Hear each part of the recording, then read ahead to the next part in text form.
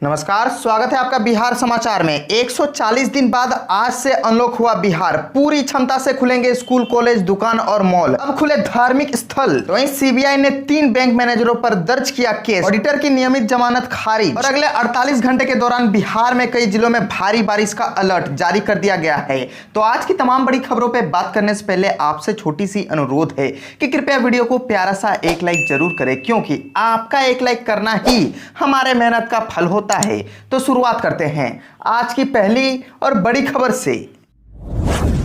140 दिन बाद आज से अनलॉक हुआ बिहार। पूरी क्षमता से खुलेंगे स्कूल, कॉलेज, दुकान और मॉल।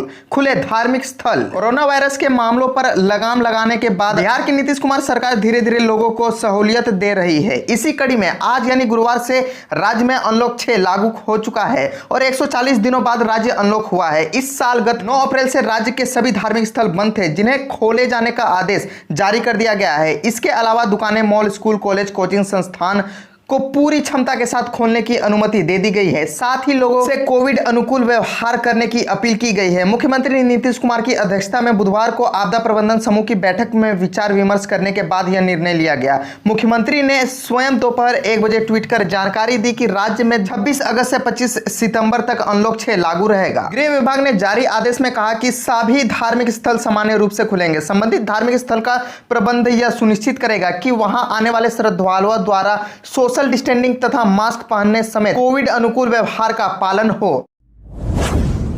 बात कर लेते बिहार के मौसम की। तो अगले 48 घंटे में बिहार में कई जिलों पर भारी बारिश होने की आशंका है और इसको लेकर अलर्ट भी जारी कर दिया गया है। बिहार में इस साल मानसून पूरी तरह से सक्रिय है। मानसून के लगातार सक्रिय होने की वजह से कई इलाकों में लगातार बारिश हो रही है। ताजा अपडेट के मुताबिक और बिहार झारखंड के रास्ते ट्रफ रेखा गुजर रही है। इसी कारण बिहार में पहले सुबह से कई जिलों में झमझमा बारिश हो रही है। बारिश के बीच मौसम विभाग ने फिर से अगले 48 घंटे के लिए मध्यम से भारी बारिश का अलर्ट जारी कर दिया गया है। मौसम विभाग के मुताबिक सुपौल, पश्चिम चंपारण, सीतामढ़ी, गोपालगंज, किशनगंज, सीवान, सारण, पूर्वी चंपारण, मुजफ्फरपुर और पटना में अलर्ट जारी कर दिया गया है। बारिश की वजह से अधिकतम तापमान में भी कमी आई है और लोगों को उमस भरी गर्मी से राहत मिल रही है। अधिकतम तापमान जहां 32 डिग्री के आसपास है, वहीं न्यूनतम तापमान 25 डिग्री तक रिकॉर्ड किया गया है। इधर बारिश से पटना समेत कई इलाकों में जल जमाव की स्थिति बन गई है। तो बारिश के कारण बागमती, गंडक और अधवारा समूह की नदियों में जलस्तर में वृद्धि की संभावना भी जताई जा रही है। आपदा प्रबंधन विभाग भी बारिश को लेकर पूरी तरह से अलर्ट पर है।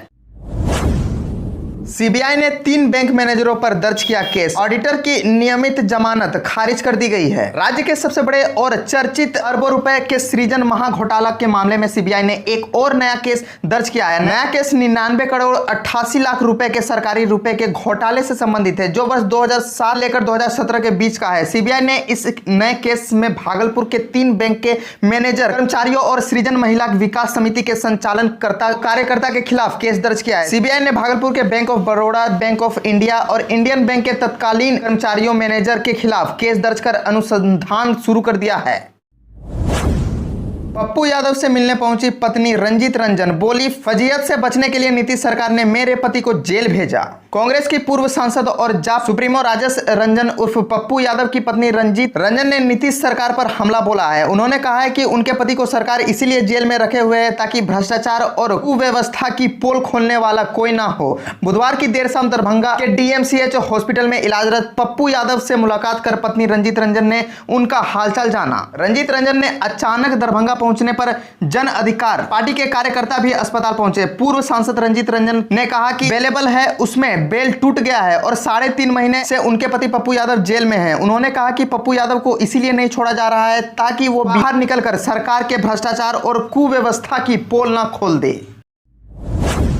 लालू प्रसाद पर जगदानंद का अजब गजब जवाब। जगदानंद सिंह से लालू प्रसाद की सेहत के बारे में पूछा गया, जवाब दे दिया पूरे देश ही बीमार है। आरजेडी के प्रदेश अध्यक्ष जगदानंद सिंह बुधवार को मीडिया कर्मियों ने लालू प्रसाद की बीमारी से जुड़ा सवाल पूछा। राजद प्रदेश कार्यालय में उन्होंने जवाब दिया कि पूरा देश ही बीमार है। जगदा बाबू अपने उस बयान से पिछले दिनों भी चर्चे में थे, जिसमें उन्होंने कहा था कि हु इज तेज प्रताप। उनका जींस वाला बयान भी खूब वायरल हुआ था। राजद के प्रदेश अध्यक्ष जगदानंद सिंह के बयान का जेडीयू अलग व्याख्या कर रही है। है। जेडीयू प्रवक्ता और पूर्व मंत्री नीरज कुमार ने कहा है कि कोर्ट में लालू प्रसाद के वकील ने जमानत मांगते समय लालू प्रसाद की सेहत खराब होने का हवाला दिया था।